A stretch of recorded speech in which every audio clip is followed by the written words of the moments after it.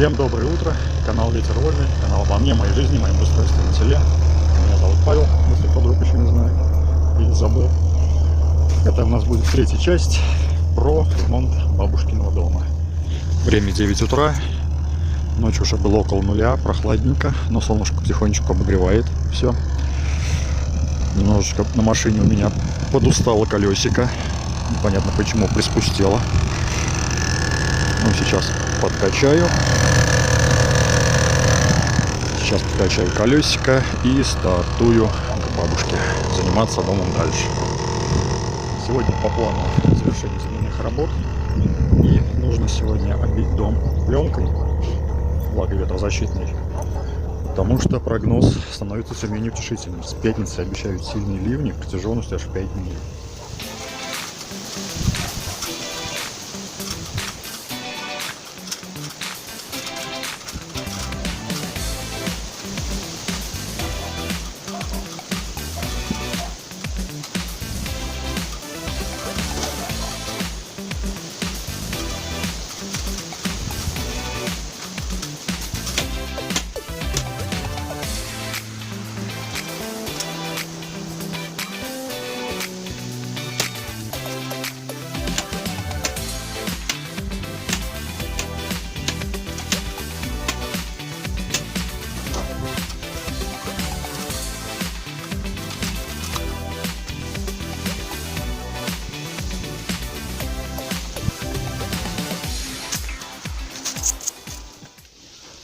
Погода портится, но мы работаем.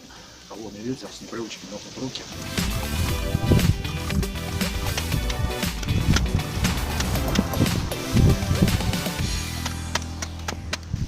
Ну, вот такой практически конечный результат. Осталось сейчас подрезать окошки, где-то еще пробить пройти, подрезать сверха, завернуть, пробить тоже. Ну и в принципе все. Самое тяжелое, ветер, пленку натянуть удалось. Все более-менее ровненько, нормально. Там тоже здесь пробился в сторону уже, только осталось вырезать окошки. Фокусируйся. Осталось только вырезать окошки и прикрепить самый-самый верх, чтобы не заворачивал. Лева пока ставить не буду, они уже есть, я их привез. Но там надо фронтон немножечко подрезать, иначе они кривовато встают. С этой стороны дождь однозначно сбивать не будет, поэтому просто сейчас заверну пленочку, там маленько ее закреплю и пока хватит. Потом уже как вернусь к этому месту, уже оформим все правильно, красиво. Ну, вот как-то так. Теперь дом к дождю готов. Никакие ливни не страшны. Пусть отольется все, прольется. И тогда продолжим со стенами. Пока между дождей и в ожидании дождей буду дальше заниматься земляными работами. Осталось еще докопать, углубиться еще на штык. Ну и, собственно, ремонтом самого цоколя заваленки и обустройством отмостки дорожки. Увидимся дальше. Свой котят придется переводить домой. Иначе я всех крошек в окрестности просто не прокормлю. Птичка насыпала корма сухого. И тут очень быстро уже собралось много нахлебников. А я думаю, что-то они какие прожорливые стали. Подозрение, вот это вот кошки мне вообще. Возможно, это их не маманя появилась. Я не удивлюсь. Хотя как они реагируют, непонятно. Так придется переводить их домой пока. Тем более тут дожди. Там посмотрим. Ну, вроде поедут, становятся более упитанными. Шкурка начинает лосниться. Перестали уже меня пугаться. То есть как бы развиваются нормально. Едят вдосталь. Ой, не было заботы. Купила бабка поросят. Ладно, разберемся. Снова я на месте. Работа вовсю кипит. Сейчас покажу. Вчера полностью, естественно, доделал парогидроизоляцию. Все завернул, закрыл, все пробил с обоих сторон. То есть все к монтажу сайдинга готово. Осталось набить только речки направляющие и на них сразу крепить сайдинг. Вчера докопал в эту сторону траншею под будущую дорожку, отмостку. Здесь пока такой подъем оставил, чтобы возить тачкой. И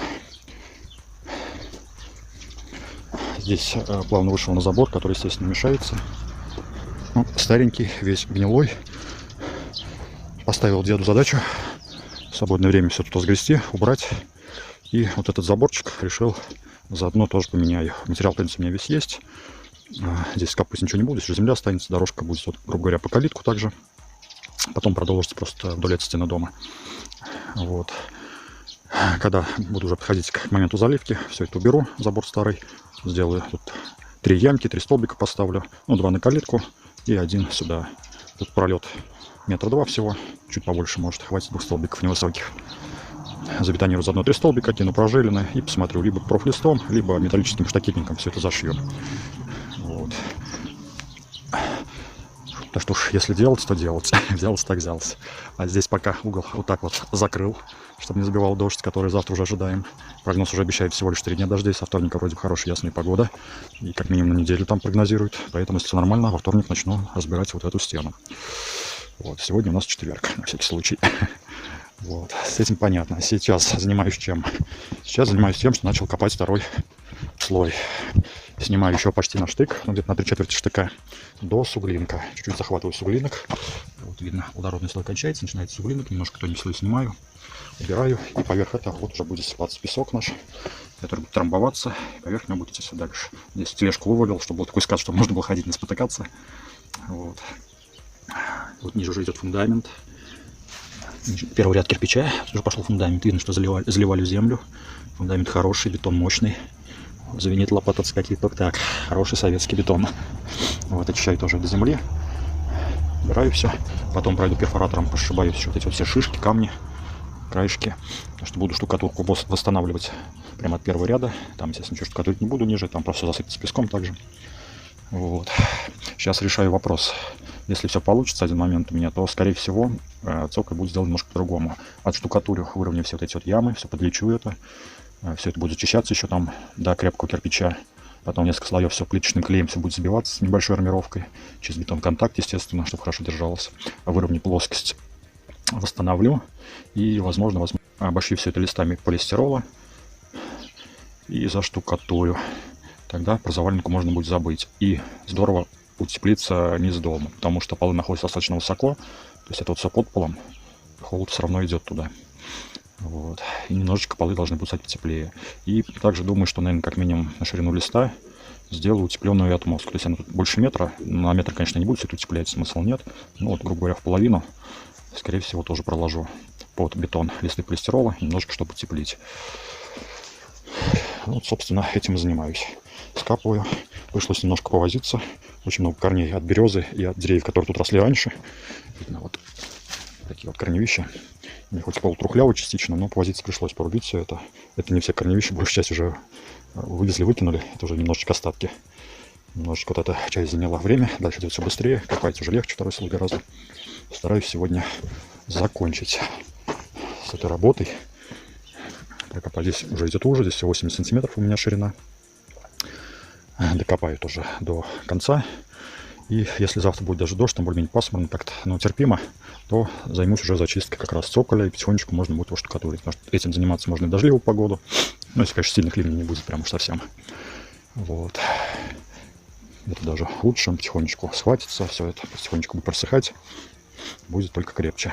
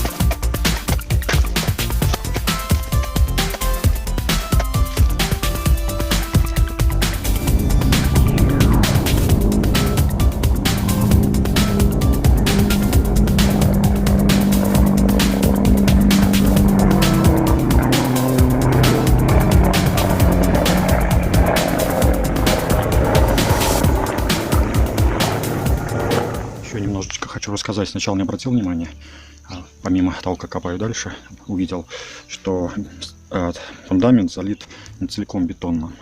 Идет подушка, осыпанная с битого кирпича, нашего местного камня опочного, видимо, с легким добавлением раствора. Вот. А поверх всего уже залита бетонная такая стяжечка, на которой, собственно, и выкладывался цоколь. То есть не целиком бетонно залит. Но тем не менее. И такой еще момент. Видно, с этой стороны есть две больших трещины. Они уходят до фундамента. Здесь немножко. Здесь вот гораздо больше.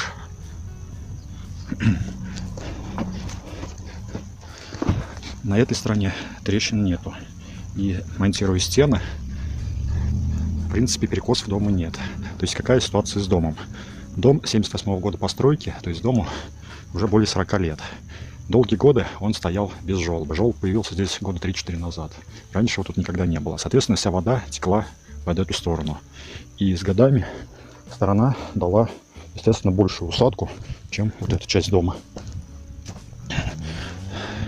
И, соответственно, эта сторона давала большую усадку, давала нагрузку на фундамент. И, соответственно, он сломался, лопнул. Но, повторюсь, она как-то равномерно сторона немножко просела. Причем просаживание, судя по стенам, там в пределах 4 сантиметров. Плюс-минус, даже может там 3 сантиметра. Вот, не сильно критичные. Поэтому даже вот эту сторону, куда я делал, в принципе, вся сторона получилась ровно, каких-то перекосов не видно абсолютно. Вот. По той стороне, да, видно, что немножко она ниже. И даже вот этот угол чуть-чуть ниже, чем дальний угол. Вот просто хочу показать, что бывает, когда вот так не совсем все правильно организовано. Сам фундамент достаточно прочный, крепкий. Порушился сверху только кирпич, опять же, от того, что попадало очень много влаги. Конечно, за 40 лет, за 40 с лишним зим морозами это все рвало, ломало. Отсюда и такой результат. И вот наша отмостка как раз и вызвана для того, чтобы послужить на пользу этому дому. Она будет отводить всю влагу от стен, плюс дополнительное утепление низа дома. Надеюсь, в доме от этого станут полы немножко потеплее. Вот. Но самое главное, мы отсекем полностью влагу от стен. И вот эти вот разрушения, во-первых, прекратятся. И, во-вторых, не будет дальнейшей усадки дома и разрушения фундамента. Поэтому при любом строительстве никогда не надо экономить на фундаменте, на его правильной организации и защите. Фундамент – это основание любого строения, уж тем более жилого дома. Можно сэкономить на стенах, можно сэкономить как-то на крыше, в разумных пределах. На фундаменте экономить не стоит. Если хотите, чтобы он прослужил долго, верой вам и правдой, что называется. И еще один момент хочу показать. Сам только обратил внимание, вот расчищаю угол дома. Пришел. Если здесь вот видно идет уже суглинок, то есть материк, как бы вопросов нету. Вот. А вот здесь на углу видна вот четкая граница, где кончается суглинок и идет насыпной грунт. Видно там тоже с примесью глины идет черноземный слой перемешан. И идет он как раз на угол дома. Не могу знать сейчас сказать, что это была траншея, либо засыпалась какая-то яма, потому что эти места раньше были, они вот такие овражистые здесь. Все это в советское время выравнивалось, застраивалось домами. Вот, и, возможно, вот это тоже сказало свое влияние на то, что эта сторона дома немножечко села. И вот получилась такая трещина. Потому что эта часть фундамента стоит явно на материке, а вот эта часть еще вопрос. Непонятно. Граница идет вдоль дома, либо заходит под него. Могу только пока предполагать. Буду расчищать дальше слой, посмотрим, что будет там. Новый день. Сегодня ужасный ветер. Ночью был небольшой дождик, но днем пока все терпимо. Сегодня с утра докопал немножко, оставалось здесь траншея. Все теперь готово полностью, все выкопано. Начал зачищать цоколь. Сбиваю перфоратором все лишнее, рыхлое более-менее. Потом пробую болгаркой с таким диском. Немножко зачищать, в принципе, неплохо получается. Потом еще водой обмою. Жалко, к сожалению, мойки высокого давления будут вообще будет шикарно все делать. Ну и нет, обходимся чем могем. В принципе, я только сейчас кусочек попробовал.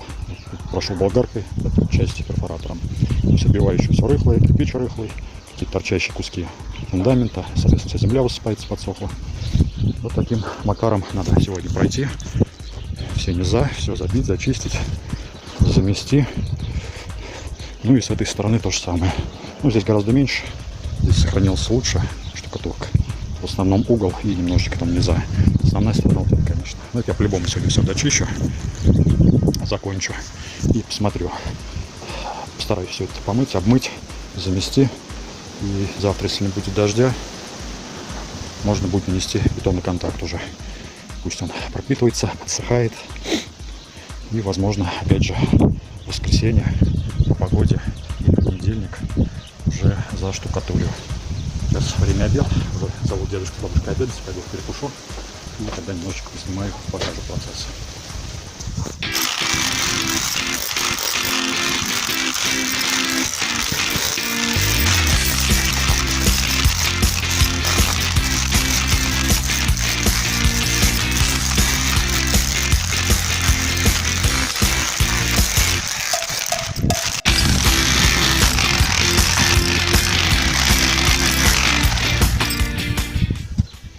Таким макаром с помощью перфоратора готовлю цоколь штукатурки. Очищаю от остатков земли, разваливающегося кирпича, каких-то наплывов бетонных. Со всех щелей убиваю землю. Сейчас пройду все перфоратором, потом уже щетками, болгаркой еще подзачищу, шпулю эту штукатурку.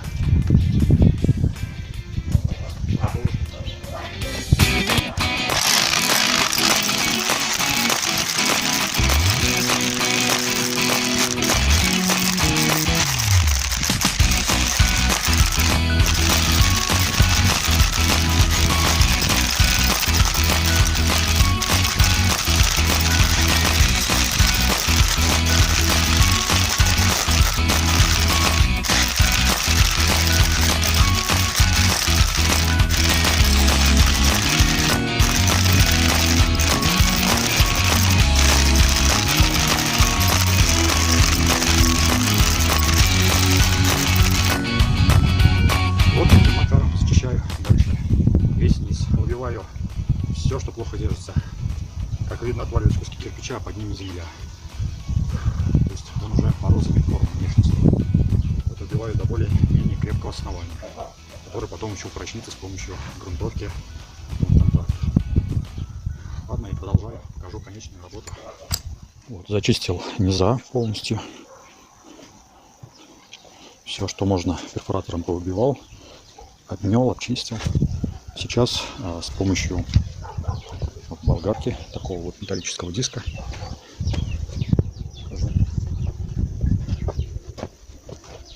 зачищаю остатки штукатурки, которую не буду демонтировать. Она хорошо держится, но поверх была не единожды уже крашена и оштукатурена. Вот убираю остатки старой штукатурки, краски. Вот видно, граница вот сейчас дошел отсюда. Ну, так, без фанатизма, то есть где-то какой-то мелкий песок остается, не страшно. Главное будет зацепиться, тем более все пройду еще бетон контактом. Такие места все вычищаю, где выкрашивается. То есть полностью прохожу. Тут немножечко осталось, и с той стороны там побольше, конечно, тоже надо зачистить. Но в любом случае, сейчас все это я доделаю.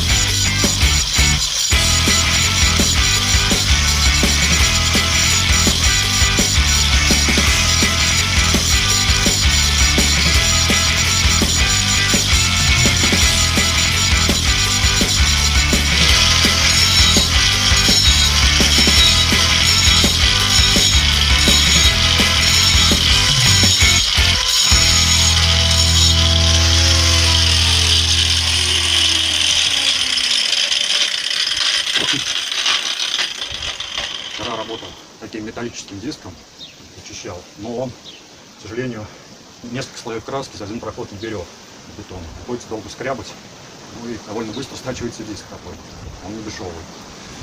Решил сегодня попробовать обычный диск по бетону. дисциплина идет гораздо веселее и тепло. Ну, правда, пришлось одеть намордник, очки. Все потеет, все душно, но зато без пыли в легких. Обычный диск по бетону. С ним дело идет гораздо бодрее, конечно. Прохожу едва-едва надавливая, практически под своим весом болгарки, он все хорошо стирает. Оставляет такую вот шероховатую сильно поверхность, что, в принципе, очень здорово для контакта со слоем штукатурки, который будет поверх. Не знаю, почему я вчера не догадался сразу начать делать этим диском. Решил попробовать тем. Если по этой стороне краски было немного, то, в принципе, все нормально, прочистилось. А здесь начали возникать трудности. Ну, вчера дело было к вечеру. Менять диск было бессмысленно ехать за ним.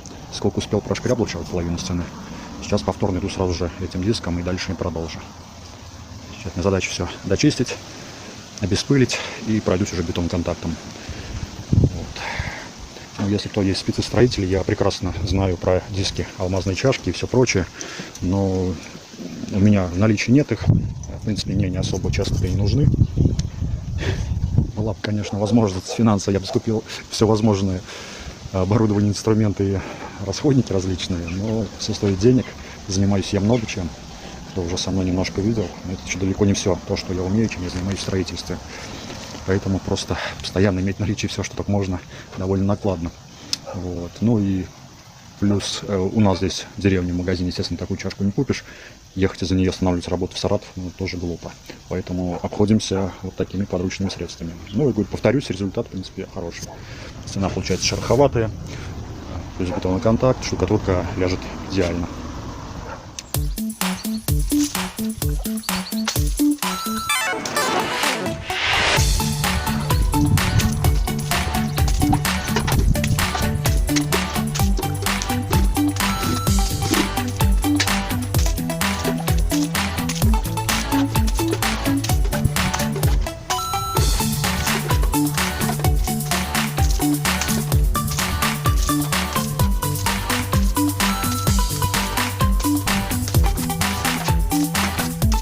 Ну вот сначала скапывал землю, вывез больше, чем КамАЗ по объему. Получился первый слой, я снял 70 тележек, второй слой снял 58 тележек. КамАЗ получается порядка 115-120 тележек. Тачек, который я возил. Вот больше КамАЗа земли выкопал, перевез. Теперь больше КамАЗа песка надо завести. Но весь сразу завозить я его не буду. Сейчас вот до уровня кирпича только отсыплю, протрамбую, пока ставлю. Остальное буду завозить после того, как подштукатурю вот эти самые стены. И надеюсь, все-таки немножко изменить опять план действий и сделать фундамент с утеплением. Дед с бабушкой как бы особо желания не горят, но они, строители, не понимают сущность, как я мне объяснял. Вот. Я думаю, все-таки опять на свой страх и риск я сделаю и поставлю перед фактом, что заваленка у нас фундамент, ну, получается заваленка здесь, да, фундамент здесь гораздо глубже уровня земли. В общем, цоколь, заваленка будет все-таки утепленная. Но перед тем, как ее утеплять, все равно придется ее штукатурить. Просто меньше заморочек, можно это более грубо сделать, меньше времени займет. Все равно кирпичную кладку надо защитить. Это заштукатурю, более-менее все выровню, потом уже пойдет утепление. Дальше все увидите. И уже после утепления уже буду послойно дальше поднимать песок. Да, каждый слой буду трамбовывать и выводить на нужный уровень. Ну, в общем, дальше все увидите.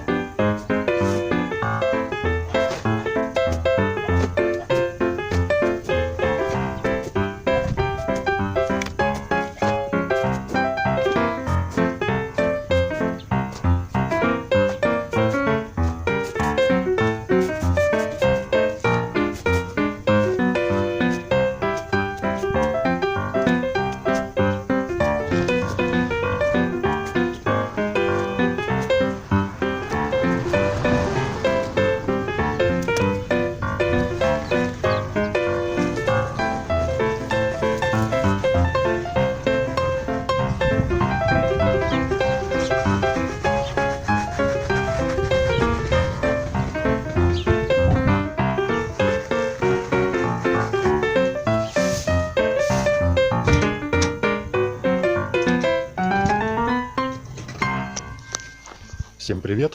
новое утро, новый день. Отработал несколько дней в городе. Приехал сегодня ночью в деревню.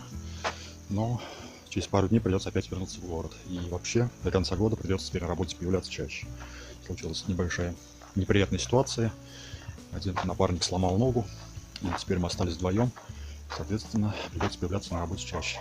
Костян, тебе скорейшего выздоровления. Сам знаешь все. И сам не рад. Естественно, и мы тебя ждем втроем. Вот. Соответственно, встает острый вопрос с моими ремонтно-строительными работами. Однозначно, конечно, бабушка сегодня будет завершаться, заканчиваться, но по срокам теперь растянется. От этого никуда не деться. Еще как назло, погода, естественно, все ближе к зиме. Опять синоптики пугают дождями, еще более сильными. Жалею, что в прошлую неделю прислушался к прогнозам, не стал разбирать последнюю стену, она уже была готова. Теперь с этим будет сложнее. Во-первых, 4-5 дней практически нереально мне будет теперь выделить подряд, чтобы все это сделать. Во-вторых, прогноз погоды неутешительный в ближайшие пару недель. Поэтому придется как-то свободные дни, естественно, все равно ее разбирать. Буду что-то мудрить, как-то закрывать ее от дождей. Потому что, повторюсь, эта сторона дома наиболее подвержена дождям, с этой стороны меня забивает. Ну, как-то будем выходить из ситуации, в любом случае буду доделывать. Вот. Сегодня у нас уже первые заморозки были внизу. Видно лед, вода замерзла за ночь. Минуса уже были, как бы не первые минуса, но само село у нас находится в низине, в такой своеобразной чаше, на берегу Волги, соответственно, немножко подогревается. Поэтому наверху, как мы называем, то есть на возвышенности морозы уже были, там до минус 8 даже было, продавливало. Вот. У нас пока как бы минусов не было, но вот сегодня уже первые минусы у нас. Он уже с вечера чувствовался, и вот ночью вода замерзла. Тучи тоже ничего хорошего не предвещают. Да, кажется, в этот раз синоптики уже не обманутся. Вот. Но ближайшие 2 дня не дождливых передают. Вот. А дальше выходные, там уже затяжные дожди, непонятно на какой период. Посмотрим. Сегодня я у бабушки появлюсь, немножечко там что-то сделаю. Завтра пока по плану, конечно, хотя бы штукатурить на черновую уже все вот эти кирпичи разбитые. Но загадывать не буду, посмотрю почему. Потому что вот эти пару дней сосредоточусь сейчас на машине. Потому что машина моя есть там чем заниматься. Как я двигатель собрал, в принципе, ничего я больше не делал. Но там требует, конечно, сил времени по ходовке, по другим моментам. Вот. Как бы, если что-то не списывать, пока на более поздний период. Но из-за того, что теперь придется в город ездить почаще, надо немножко с ней позаниматься. Вот, чуть попозже я ее, возможно, если дожди будут стяжные, загоню человеку, перетрясу всю ходовку. Просто сам не хочу тратить на это время, там потрачу какие-то деньги, но сэкономлю в другом. Вот. Стяжные дожди, если то есть не будут, я ими воспользуюсь моментом, с того, что работа стоят, машина так нужна. Загоню там несколько дней человеку, и как бы все он переберет. Я эти дни буду работать также в баре, то есть не пропадут мне все равно эти дни. По максимуму как попытаюсь воспользоваться этим моментом. Ну, я по жизни стараюсь не унывать, любую возможность как-то использовать в положительных все равно целях, любую неприятность, уверенность тоже в какую-то положительную сторону найти. Поэтому, в общем, прорвемся, ничего страшного, суть-то не в этом. К чему я этот разговор весь? К тому, что вот эту часть вы видите, она, надеюсь, вышла в воскресенье без задержки, а следующая часть с ремонтом дома на какой-то неопределенный период, скорее всего, затянется. Потому что в перерывах между работой я что-то делать буду, несмотря на погоду, но материала просто будет мало для полноценного ролика за 1 неделю. Поэтому, возможно, следующая часть будет сниматься 2, а там и то и 3 недели. Вот. Ну, в промежутках я постараюсь какие-то ролики выпустить. Есть отснятый материал. Время на работе, пока на первой половине, не позволяет посидеть, поковыряться в телефоне, что-то помонтирую и что-то вам покажу. То есть с экранов не пропаду, но с ремонтом дома немножечко будут задержки. Вот. Ну, в любом случае, повторюсь, в этом году эти работы начаты будут доделаны. Естественно, дом не будет брошен в зиму в таком состоянии. Не знаю, даже что добавить. В общем, такая вот вставочка, немножечко рассказал вам ситуацию. Ну, это жизнь. В жизни все не бывает гладко, все по плану идет, тем более стройки, я к этому привычный, стройки не первый год, стройки, ремонты, даже кто сталкивался по плотной, понимают, что нельзя все спрогнозировать и все учесть. Постоянно находятся какие-то силы, факторы, несостыковки, и никогда не более-менее большой ремонт, тем более строительство не идет по четкому плану. Тут все умение какой части заключается в том, чтобы не четко все спланировать, а четко вырулить из постоянно меняющихся обстоятельств. Ну, а в этом опыт у меня уже большой, так что прорвемся. Все, заканчиваю жаловаться. Ну, не воспринимайте это как жалобу, просто поделился информацией, чтобы было понимание, почему вдруг не будет следующей части, а в следующее воскресенье. Вот. Увидимся дальше в роликах, увидимся в сообщениях. Надеюсь, скоро разблокируют все-таки мне опять прямые эфиры, возможность проведения, и все-таки наконец-то я проведу свой первый прямой эфир. Вот. Ладно. Приятного просмотра дальнейшего ролика. А я дальше заниматься делами. Мои головастики заметно подрастают. Толстеют. Да, толстеют, шкурка лоснится. Рады видеть меня постоянно. Вот он. Не помню, говорил, не говорил. В общем, оказалось, что это два мальчика. Вот он, вот он. Вот, осталось теперь придумать им имена. Мне уже в комментариях писали, попроси зрителей, чтобы подсказали. Ну, я думаю, почему не воспользоваться. У меня на уме пока только Чук и Гек, как два бандита. Вот этот вот Чук, более худой такой, шаловливый. А тот такой более толстенький, у нас будет Геком пока. Вот. Но он не боится, как бы подходит, но что-то сегодня вредничает, 2 дня меня не видел. Немножко сторонка держится, а так, в принципе, уже тоже подходит, ласкается. Дай. Кс-кс-кс-кс. Кс-кс-кс. Они сейчас наелись, сытые, потому такие более гордые. Сидит там, когда голодный, он, конечно, позговорчивее. Да, сейчас я вам дам еще вкусняшков. Сам вот с бара там привез с некондиции кое-что копченостей вам вкусных. Сейчас чуть-чуть еще побалую. И поеду заниматься. В общем, жду от вас, зрители, предложения имен. 2 брата, 2 мальчика. Надо придумать им имена. Придется в скором времени оформить домой все-таки. Морозы. Какие-никакие уже все-таки жалко. Хотя они не мерзнут, в принципе-то. Ночью вот даже приехал, они нифига не сидят в теплой коробке. Что-то носятся, лазят, то есть все у них хорошо. Ну, они не голодают, поэтому как бы шкура у них хорошая, да? Такие морозы им пока не страшные. Днем балдеют на солнышке еще. Но все равно. Какое-то место, конечно, на улицу теплёное оставлю, потому что буду жить несколько дней в доме их оставлять. Ну, не то, что страшно, фиг его знает, жалко. Что-нибудь там и дело натворят. Вот, да? Они мне уже в первую ночь, которую ночевали, уже успели там отметиться. Но оставим это за кадром, да, не будем вас палить, ваше хулиганство. Вот. Но, тем не менее, чувствую, зимой все равно. Пока я буду жить в доме, они будут жить со мной. Ну, когда буду жить несколько дней, будут оставаться на улице, ну и будут подкармливать. Голодные не останутся, брошенные. Здоровее будут, да? Не изнеженные домашние коты, а матерые, закаленные деревенские коты. Кс-кс-кс. Толстячок, иди, тебя поглажу. Иди, кс-кс-кс. Все, кругами ходит, стесняется подойти. Иди, кс-кс-кс. Иди. Ты, как. Ну ладно, не будем мучить. Все. Это вообще лоскучая. Я только на машине подъезжаю, уже встречает, убегает. Уже знает. Да? Уже все знает.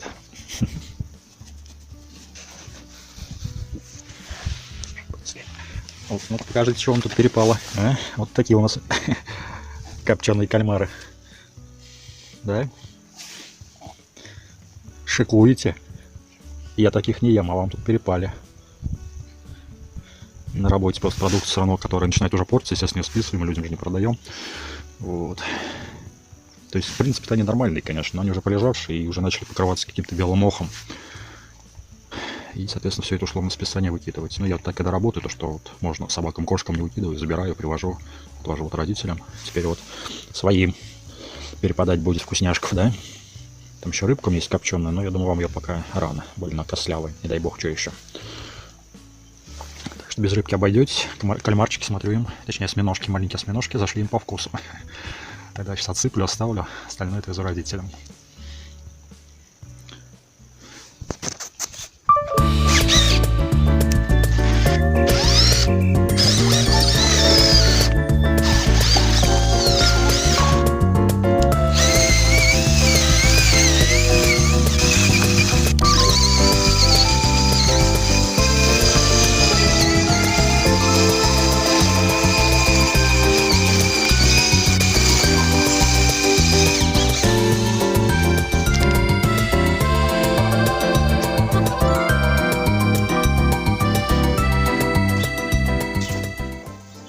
Собственно, приступаем к нанесению грунтовки бетон-грунта.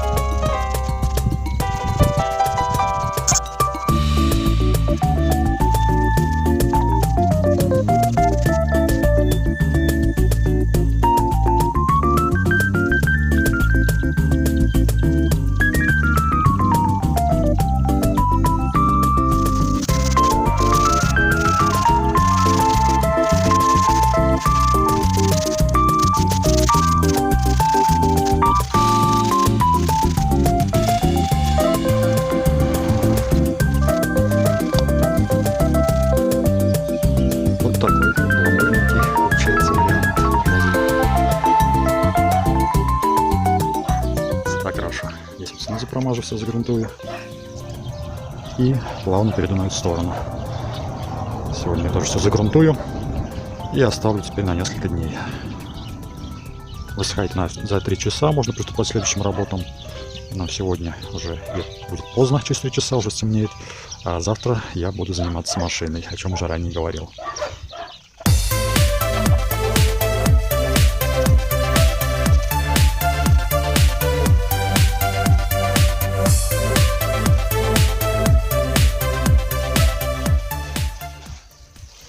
Прохожу без фанатизма. Основная поверхность плоскость, чтобы намазать. Не промазки вообще не страшно. Штукатурить буду плиточным клеем. Он сам по себе хорошо адгезирует от поверхности. А с бетон-контактом будет вообще идеально. Больше чем уверен, что при демонтаже этой штукатурки потом он будет отламываться вместе с кирпичом просто, а не от кирпича.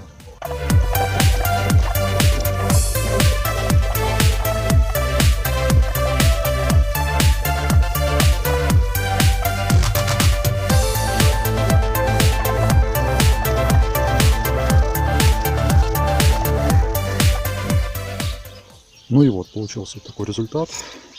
Все, теперь пусть стоит, подсыхает. И как только смогу выделить время, приеду и буду уже закидывать черновую штукатурку.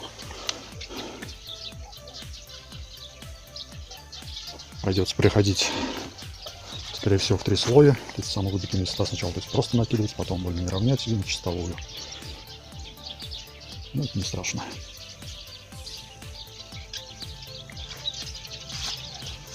Плиточный клей встает достаточно долго, толстый слой, но мы сделаем с вами небольшую хитрость, этот процесс ускорится без существенной потери качества. Ну, все увидите, я думаю, уже в следующей части.